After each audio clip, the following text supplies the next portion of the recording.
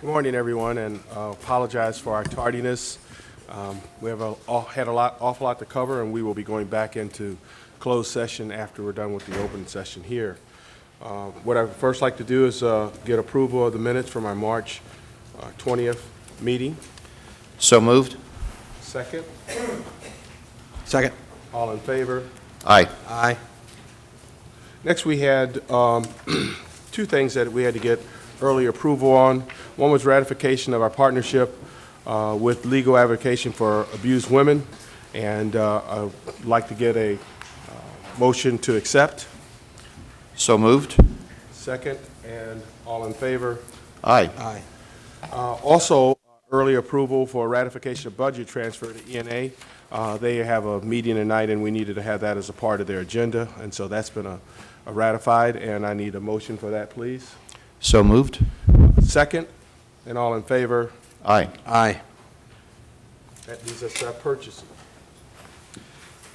Thank you, Colonel Gray. The following items are presented in the bid packet that you have received. Copies of these packets are available for public review on the table.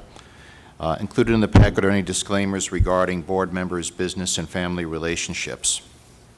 The first item in the packet are approval of 3 bid items for hydrogen generator, for treadmills, and for contracting with a company promotional process to assist in the next round of promotions to lieutenant and captain. Ask for approval of those items. Motion to accept. Second. All in favor? Aye. Aye. The second group of items are sole source requests. There are actually 11 items here. One for postage, one for a racial profiling report, one for high-definition cameras, for conference fees regarding youth activities, for a help desk support specialist contract, for a mapping consultant, for software renewal, for a gene scan and gene mapper identifier, for a laboratory conversion piece, for maintenance, and for taser repairs.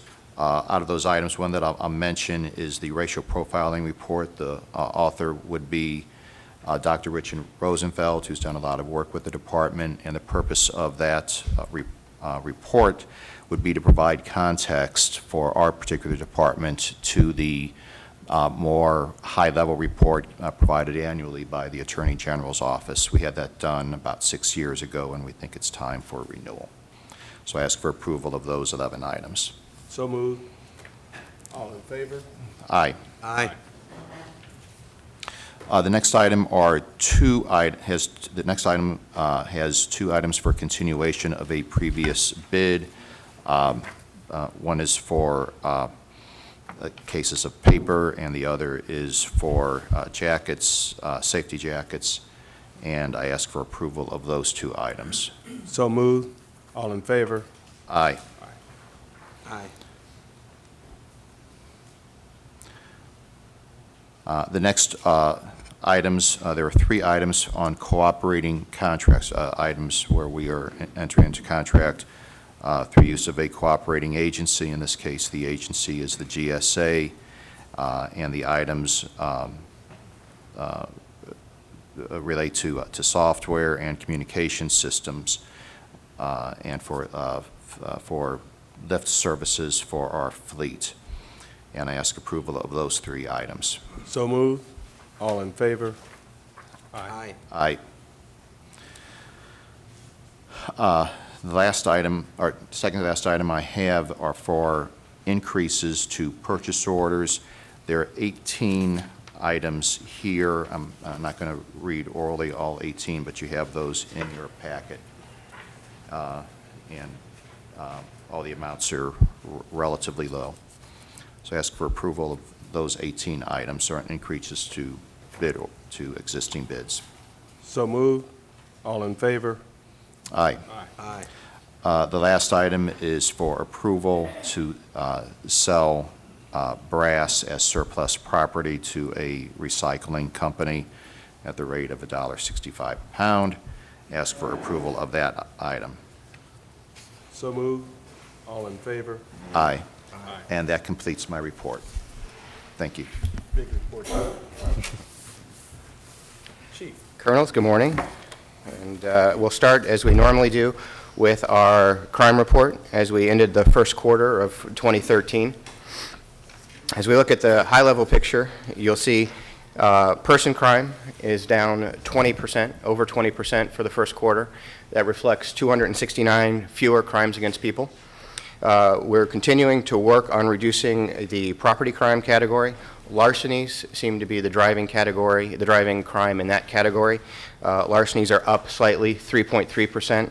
And then overall crime in the city of St. Louis at the end of the first quarter is down by 125 crimes, or just over 2%. Our enhanced overlays and the processes we've put in place seem to be having a significant impact. As we look, this data is at the end of March. As we look into April, we continue to see those decreases and even at a greater rate. So we're encouraged by the results we're seeing with our enhanced overlays and our hotspot policing. And after a difficult start at the beginning of the year, we're trending in the right direction right now. The next slide puts a comparison, and I think it's always not just year to year, but to look at trends and cycles. If you'll notice, going back to 2006, crime in 2013 is at the lowest it has been in total crime. We are about 100 crimes fewer at this point this year than we were last year, and last year was the lowest year, and you can see how they stair step. So certainly our activities are having an impact in reducing the number of crimes that are occurring in the city of St. Louis, and we hope that downward trend continues. When we look at the city divided into the 3 patrol divisions, north, south, and central, we'll start at the north, and we see that we've had a significant impact in driving down person crime in the north. It's down 32%, 32.5% right now. Property crime is a challenge for us in a couple of portions of the city, again, driven primarily by larcenies, followed by vehicle thefts. And total crime in the north is up by 17 crimes, 17 incidents, or just at 1%. Central Patrol Division, as you can see, all 3 categories are down. Total crime in the central corridor is down by almost 200 crimes for the first quarter, or 11.3%. And in the south, we're working to combat that. There's a slight increase of 55 crimes, or 2.5%. We've seen some assaults in the 1st District, specifically in the Dutchtown neighborhood, that's driving the person crime. We're focused on that. We've got our enhanced overlay working in the 3rd District. We're also spending some time with the enhanced overlay in the 1st District, targeting some specific neighborhoods, specific pockets in the Dutchtown neighborhood. So those numbers are starting to trend down, and we hope that as we go into further months in the year, we'll see some more significant decreases in those neighborhoods. When we look at the crime categories spread out through the city, at the end of March, we were 4 homicides ahead of last year. There have been 4 more murders. As we were talking today, we are 1 murder behind our pace for last year. So homicides, which are incredibly difficult to predict, incredibly difficult to police, but we are working on aggravated assaults, which are a precursor to homicides. So the homicides, we feel we have a strategy there. I've talked about rapes because of the change in the UCR coding requirements. I had an analysis done of if the same coding requirements were applied to the crimes that occurred last year, would we be up? And the answer is no, we'd actually be down. So because of the changing of the coding in the UCR, the FBI's uniform crime reporting, rapes are up. They're more inclusive. They include additional crimes. If we apply the same coding to last year, we would be behind. So that's good news for us. Robberies throughout the city are down, as well as aggravated assaults and burglaries. As I said earlier, larcenies are a challenge for us, mostly larcenies from vehicles. People leaving items in vehicles. We've done a lot through social media, through our neighborhood ownership models, and through the mainstream media to talk about Park Smart.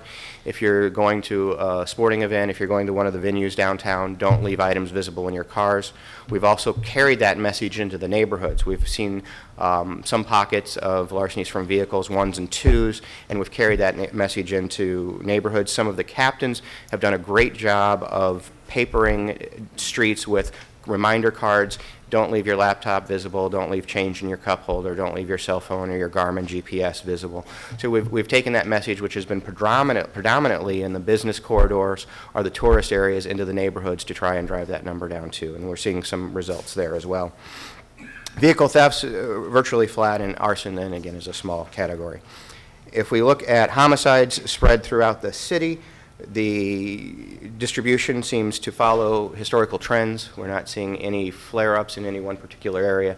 They seem to be following the trends that we expect, and our targeted enforcement strategies for aggravated assaults and homicides will hopefully have an impact in those.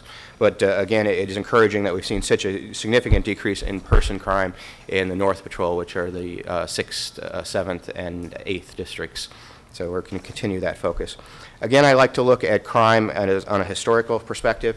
So this slide, the blue line shows a 5-year average. The yellow line shows how we're trending this year compared to last year. As you can see, we're significantly below the 5-year trend, and we're not seeing in robberies any significant patterns, spikes, or increases. It seems to be following a pattern that's somewhat predictable. Aggravated assaults, the same thing. Looking at the 5-year trend in the blue line, looking at the red as 2012 compared to 2013 compared to 2012. I'm encouraged by, if you look at February and March, how we're deviating from what the 5-year average is. As you would expect, as the weather gets warmer, as more people go outside, that we see a potential for increased aggravated assaults. We're focusing with our enhanced overlays to try and keep that from happening. So we've seen a slight separation between the 5-year average and what's occurring. Citywide burglaries. Burglaries are continuing to trend down in the city, again below the 5-year average, and again hopefully with our strategies of alleys, being visible in the alleys, we've seen an increase in our self-initiated activity around building checks. Those all seem to have an impact on burglaries, so we're going to continue that focus. Burglaries are down significantly for the year as well. And then larcenies. If we look, as I said earlier, larcenies are our challenge this year. Although we are trending below our 5-year average, I'm still concerned about larcenies, and larcenies are ahead of last year, so we're focusing, as I said, in the downtown corridor, the midtown corridor, and then even taking some activities into the neighborhoods. Vehicle thefts over the 5-year trend, as you can see, we follow a pretty consistent pattern. As the weather gets warmer, we're going to see an increase, but again, we are just even with vehicle thefts compared to last year, and we're going to hopefully have some initiatives. What we've seen this year is, as the cost of scrap metal has increased, that the number of vehicles post-2000, trucks, buses, as there was a change in the requirements to scrap vehicles. We've seen an increase in those vehicles. They're heavier, more scrap value, and the requirements to produce title have changed on those. So we did see a spike or an increase in those types of, and that's an example of how legislative changes have driven some crime changes in the city. So our anti-crime unit, Captain Kuntz, Lieutenant Marisi have focused on that and done a great job of arresting some individuals that were participating in that trade. So that's our crime report for the first quarter. Do you have any questions? Thank you. Yeah. The next item on the report is an update on our building, and it's 1915 Olive. I talked to Rich Bradley, who is the president of the Board of Public Service. Yesterday, they were the ones that produced the RFP and the bid process for the renovations that were going to happen at 1915. The low bidder, which was Trico, has been in negotiations with BPS for a contract. It was determined by BPS that Trico, one of their subcontractors, potentially did not meet the requirements of the city around minority participation and basically overall ability to complete the job successfully. BPS sent a letter to Trico and said that you have an opportunity to replace that electric company. It was an electric company. You have a chance to replace that electrician at the same bid cost or to withdraw your bid. That letter was sent yesterday. So as soon as Trico responds back to BPS, we'll be able to move forward either with a contract with Trico or moving to the second lowest bidder in the process. So that's the update on 1915 Olive. It's still in the contract process. Any questions about? Item C, the budget for FY14, and I'll kind of give you a little context and perspective. As you know, the budget is tight again this year. As I presented in February, our initial budget showed a $14 million gap between our operating expenses and the allocated revenues that the city had provided for the department. Because of rising personnel costs, which included pension expenses, insurance premiums, matrix steps increases, we were again forced to set priorities and make some tough choices about our priorities. All the while, we continued to make crime go down. As you've seen, we've been having these conversations and trying to keep morale and officers and employees focused. Last year, we ended 2012 with double-digit decreases, and in the first quarter of this year, crime is trending down as well. The strategies that we put in place are working, and we plan to continue those even in these times of tight budgets and challenging issues.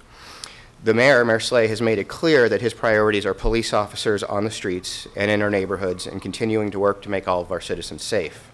The budget you have before you today is balanced, but it was a challenge to balance it.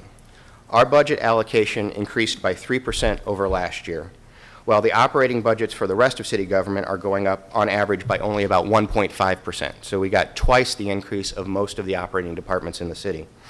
That means, translated to dollars, our budget went up by about $5 million. Unfortunately, our personnel costs, our compensation package, all of the inflationary costs are going up by almost double that amount in this budget. Pension costs are going up by $4.8 million, health care by $2.4 million, and pay in the form of step increases for our employees by $2 million. As we looked at this budget, we wanted to make sure that the step increases remained in effect for civilians and for the commission. As you know, our commission have a 30-year matrix, so that's an easy one to do. Our civilians have a different matrix program. So civilians will either receive their step increase or a 2% increase. So if you have the ability to step, you will step. If you do not have the ability to step as a civilian, you will receive a 2% increase. So as you can see, our employees, we continue to invest our employees, whether it's through insurance premiums, whether it's through pension payments, whether it's through pay and compensation, we continue to invest our employees. Something that is also notable or additional is that a federal grant which the department currently receives, which supports 20 police officers, will be expiring in the next fiscal year, and that means that we will be 20 police officers fewer than we had last year. Our staffing table was at 1265. It will be at 1245. To make up for the loss of those 20 commissioned officers at the PO rank, I'm proposing that as local control happens and we have the ability to redistrict and to reorganize, that we say, and we'll have some efficiencies. We'll have some efficiencies in captains. We'll have some efficiencies in lieutenants, that we take those dollars that we're funding those salaries and redirect them to boots on the ground, redirect those to the commissioned officers at the PO rank to help supplement. And that should be between 15 and 20 officers we should be able to put back on the street depending on what time it is. So again, we're focused on putting officers on the street to keep neighborhoods safe. As we reorganize the department, we'll be able to do that. I've been through several budget cycles, both on this side of the street in the police department, working in the chief's office and in the board's offices, and as the director of operations for the mayor. And I will have to say this is probably the most challenging environment that I've seen and the most difficult decisions that we've had to make. The pension costs, the inflationary costs, have all outpaced the revenues that the city recovers, and so we've had on the department side to make some very challenging decisions, and I know on the city side they've had to do that as well. So in order to balance our budget for the next fiscal year, 34 civilian positions will go unfunded in the budget. Over the next month, I will work with Human Resources to determine the appropriate course of action. For perspective and context, currently there are 37 civilian vacancies. So we need to unfund 34 positions, but currently 37 positions are vacant. The challenge for the department is to find out where those positions need to be. Obviously, communications will remain a priority. We need to make sure that we have people answering 911 calls and dispatching police officers. So I will sit with the division heads, the civilian directors, the leadership of the department on the commission side, and we'll talk through those 34 vacancies and determine, best is not the right word, but at least the appropriate places to make those cuts. Our goal is to use attrition in any of the positions and minimize the potential for layoffs. I'm not saying that layoffs, because we might have to cut in specific positions, are not an option, but we're going to use attrition as much as we can to manage that and avoid layoffs to the greatest extent that we can. In addition, Mayor Slay has told us that he will propose deep cuts into the city's cable TV operation, and potentially some of that money could be redirected back to the department to pay for salaries of officers. Our great concern to me and the leadership of the department is that the budget does not set aside any money for capital needs, like new cars, new guns, needed investments in our crime lab, and required supportive technologies. I want to highlight also that this budget does not take into account or reflect any of the proposed changes in the police retirement system. We continue to negotiate with our police officers, the Police Officers Association, over how the cost reductions and savings from any changes to the PRS would be handled if the legislation is passed in Jefferson City. That very well could be a source of revenue to pay for more officers, for cars, for guns, for technologies, for improvements to the lab. If not, and that legislation changes do not pass in Jefferson City, we'll work with the city to find resources going forward, but to date we have not been able to find any and are exhausting those options. And perhaps as local control and the transition happens, there could be some efficiencies, but it just highlights that capital in the department has been cut, and we have a fleet of almost 700 vehicles. That's a significant amount, and even on a 5 or 6 year replacement plan, that's a significant number of vehicles every year that we have to, and capital is important to the department. In previous years, we've funded some vehicle purchases through grants. Obviously, with the sequestration and the challenges that are happening at the federal level, those grants have dried up, and it's becoming an environment where fewer and fewer grants are available for purchases like that. So the budget you have before you is tight. It sets definite priorities in our police officers, in our neighborhoods, and continuing our mission, and I ask you for your support of it today. I'd like to, first of all, thank the chief for all your work in a very difficult budget time, but most importantly, I want to thank the men and women of this department. As we saw earlier, the crime is continuing to trend downward. It's because of all the wonderful work that the men and women of this department do day in and day out in our neighborhoods, and I can't thank you enough. It's been a number of years now. I think we're in our 7th year, it looks like, in terms of crime declining in the city of St. Louis, and we want to keep it going. And I want you to know, and I say this when I'm here virtually every meeting, is that this department is our #1 budgetary priority. And as you can tell from what the chief said, the overall budgets of our department on the of the city, apart from the police department, has gone up by about 1.5%. The police department budget's is going up by 3%, which is a $5 million increase. So this department's budget's going up by $5 million. Unfortunately, the costs are going up by over double that, and that's just the personnel costs. That doesn't include money for equipment and supplies and other things that we're deferring our capital expenditures and other things because we're short of the cash. I mean, the reality is, and I think it is worth repeating that, and other costs have gone up too, but virtually every dollar of new money that's come into the city government since I've been in office has gone into the pension system. It hasn't gone in anything else on a net basis. We are working with the police officers, representatives, the uniform commission officers, representatives, as well as the police retirement system, and trying to find a way to move forward and to address that so that those costs do not cripple everything else we do, including supporting this department in other ways. And we're going to get there because it's the best thing to do for this department. It's the best thing to do for this city overall, and it's the best thing to do for the men and women who are out there putting their lives on the line, supporting us. When this budget goes up by close to $60 million and we have fewer cops and you're all not getting pay increases and your benefits aren't going up, something's wrong. And we all have to fix it, and we are at the table. And I know how difficult it is, believe me, and it's not fun, but it's something that has to be done. But I do want to credit the chief and this board, the police retirement system, and the commissioned officers representatives for, sitting at the table and working together to, first of all, admit there's an issue, and secondly, trying to find a pathway towards a more responsible approach to funding this department and funding city government. So thank you all for whatever involvement and input you have in that. As the chief said, though, while your budget's going up by $5 million this year, it's not enough. So I am looking at ways to find more money for this department, and one location that I've looked is with the city cable division. The way I look at it is, do we put money in cable TV, or do we put it in law enforcement and protecting our neighborhoods? And I think it's a better use of our money is for law enforcement and support you all of this department.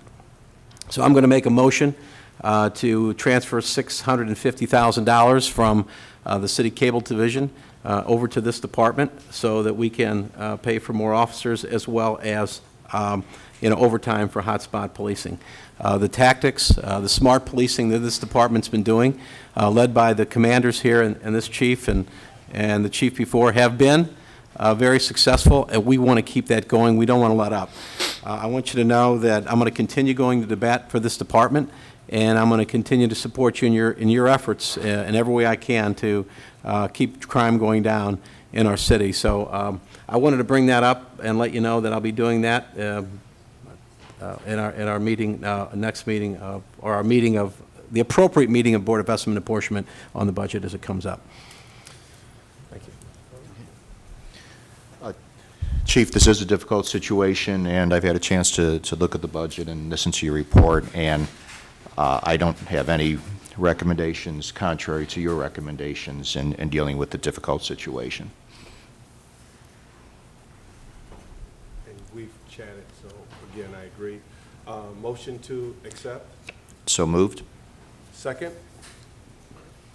All in favor? Aye. Thank you. So we move to item D, a private security issue. There's a request from St. Louis Children's Hospital for armed uniform exempt licenses for security officer James Lathan, Robert Missy, and Alex Wren. It's recommended that they be granted. So moved. Second? All in favor? Aye. Aye. The next item, item E, is a request from the Acting Director of the Human Resources Division to approve the recommended changes to the HR Resource Specialist job description. As a result, there will be a $1,664 fiscal impact. So moved. Second? All in favor? Aye. Aye. Item F, the creation of a Missouri Crime Laboratory Upgrade Program grant fingerprint technician. It's a request from our acting director of the laboratory to create a full-time fingerprint technician to be funded by the Missouri Crime Laboratory Upgrade Program grant. So moved. Second? All in favor? Aye. Aye. Item G is a request from our laboratory to participate in the application process as well as accepting a 2013 Solving Cold Cases with DNA grant funded by the National Institute of Justice. So moved. Second? All in favor? Aye. Aye. Item H is an agreement with the St. Louis Rams, which I think is particularly poignant this week as we talk about the activities that have happened in Boston around the marathon. As you know, because of tightening budgets over the last couple of years, the department has reduced its on-duty participation at venues for traffic control significantly. In other words, we don't provide any on-duty, we provide very few on-duty resources for sporting events and venues inside the city of St. Louis. This is to enter into a contract with the St. Louis Rams to provide off-duty officers for traffic control and visibility around the dome during the upcoming Ram season. The contract calls for the Rams to pay for our officers and the vehicle usage. So moved. Second, and just for clarification, so there's no cost to the department by providing these services, the Rams reimburse us? That's correct. They pay for the officers and for the vehicle, so there are no costs. Thank you. All in favor? Aye. Aye. Item I is the disposal of an X-ray machine. About 8 years ago, we acquired a piece of equipment from Kansas City. It was never put into use. We're asking that we put it up for sale, and if there are no sales, that it be discarded appropriately. So moved. Second. All in favor? Aye. Aye. And the next item is to accept a very similar piece of equipment, which is more updated from the National Park Service, and put that piece of equipment into use into our new headquarters facility at 1915 Olive. So moved. Second. All in favor? Aye. And then if I could add one more item, that we've had an ongoing conversation with the board about exculpatory evidence and the process that the department is involved in with the circuit attorney to create a policy. Carol Shepard, who is our records retention person, along with Colonel Toole, Colonel Nashero, Colonel Harris, Mike Sack from the Homicide Division, we've sat down and have created a draft policy of what the department needs to do to help the circuit attorney's office and fall into compliance with that. The draft has been circulated. Over the next month, we hope to have revisions and put it into place in the department. Thank you. Item A concerns a proposed revision to Rule 7 of the Police Manual, specifically Section 7.004, Paragraph C3. As you can see, this would clarify the circumstances for a charge of conduct unbecoming to indicate that each day a member is absent from duty without leave is considered a separate offense. So we would ask the board to approve that. So moved. Second, and I have a question, and that's as opposed to a situation where if a person is absent for a week, that might be alleged to be one offense, and this would say it's every day you're gone? Right now, we don't have anything that really clarifies that situation. So to apprise individuals of what constitutes an offense, I think we need this clarification. Very good. All in favor? Aye. Aye. Item B concerns proposed budget transfers. As you can see, these transfers are primarily for an upgrade on desktops and laptops in the department to Windows XP, and also for expenses incurred by the Internal Affairs Division. These proposed transfers have been approved by the chief. All in favor? Aye. Aye. I kind of did that a little backwards, but I happen to know, I sat down with the chief on this one, so I understand what was needed to be done. The next regularly scheduled open board meeting shall be held on Wednesday, May 15, 2013, at Police Headquarters, 1200 Clark Avenue, St. Louis, Missouri. And the board intends to vote to go into a closed session at 8:00 a.m. on Wednesday, May 15, 2013, at Police Headquarters, 1200 Clark, to discuss matters of discipline, hiring, firing, promotion, litigation, causes for legal action, and confidential and privileged communications with legal counsel, with a closed record and a closed vote pursuant to Section 610.021 of the Missouri Revised Statutes. And if we could have a motion to return to executive. So moved. You need to announce the reason we're going back in. You just read it. I got That's next month. Okay. I move that the board go into closed session in order to have confidential communication with legal counsel concerning cause of legal action pursuant to Section 610.021, subsection of Missouri Revised Statute. Second. Roll call vote. Colonel Gray? Aye. Colonel Switzer? Aye. Did that cover everything that we're Yeah, going to have? Okay. it does. Yes, aye. Mayor Slay?